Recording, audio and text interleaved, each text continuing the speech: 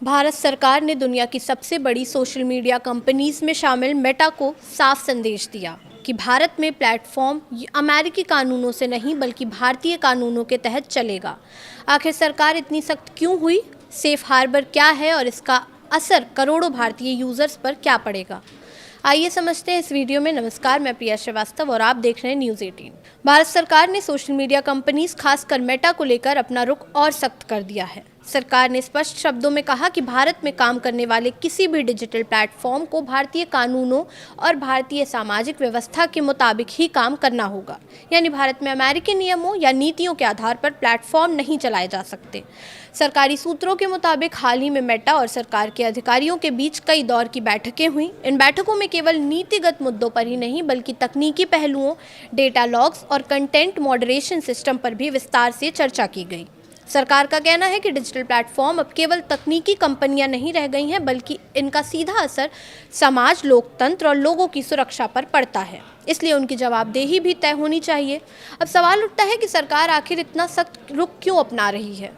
इसकी सबसे बड़ी वजह है सोशल मीडिया पर तेज़ी से बढ़ रहे डीप फेक, फर्जी सूचनाएं और अवैध कंटेंट। सरकार का मानना है कि आर्टिफिशियल इंटेलिजेंस की मदद से तैयार किए जा रहे डीप फेक वीडियो पहले से कहीं ज़्यादा वास्तविक दिख रहे हैं, जिससे आम लोगों के लिए असली और नकली में फ़र्क करना मुश्किल होता जा रहा है। ऐसे कंटेंट चुनाव, सामाजिक सौहार्द और किसी व्यक्ति की प्रतिष्ठा पर भी गंभीर असर डाल सकते हैं। सरकार ने यह भी स्पष्ट किया, संविधान का अनुच्छेद 19 नागरिकों को अभिव्यक्ति की स्वतंत्रता देता है, लेकिन यह अधिकार पूर्ण नहीं है। राष्ट्रीय सुरक्षा, सार्वजनिक व्यवस्था, मानहानि और अन्य कानूनी आधारों पर उचित प्रतिबंध भी लगाए जा सकते हैं। ऐसे में सोशल मीडिया कंपनीज को भी भारतीय कानूनों का पालन करना होगा।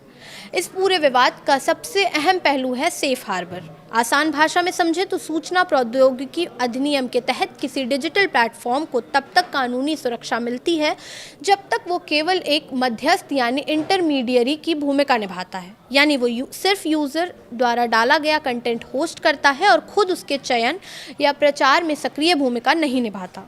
लेकिन सरकार का कहना है कि यदि कोई प्लेटफॉर्म अपने एल्गोरिदम के ज़रिए ये तय करता है कि कौन सा कंटेंट किस यूज़र तक पहुंचेगा, किसे ज़्यादा बढ़ावा मिलेगा और किसे कम दिखाया जाएगा, तो उसकी भूमिका केवल मध्यस्थ की नहीं रह जाती। ऐसे मामलों में उसे मिलने वाली सेफ हार्बर जैसी कानूनी सुरक्षा पर सवाल खड़े हो सकते हैं। इसी दौरान मार्क ज़करबर्ग ने भी अपने प्लेटफॉर्म पर चाइल्ड सेक्सुअल अब्यूज़ मटेरियल यानी CSAM, डीप फेक कंटेंट और कंटेंट मॉडरेशन में हुई कमियों को लेकर सार्वजनिक रूप से माफ़ी मांगी। कंपनी ने स्वीकार किया कि उसके प्लेटफॉर्म पर कुछ अवैध कंटेंट को पर्याप्त समय तक रोका नहीं जा सका और कंटेंट मॉडरेशन सिस्टम में कमियां रही हैं।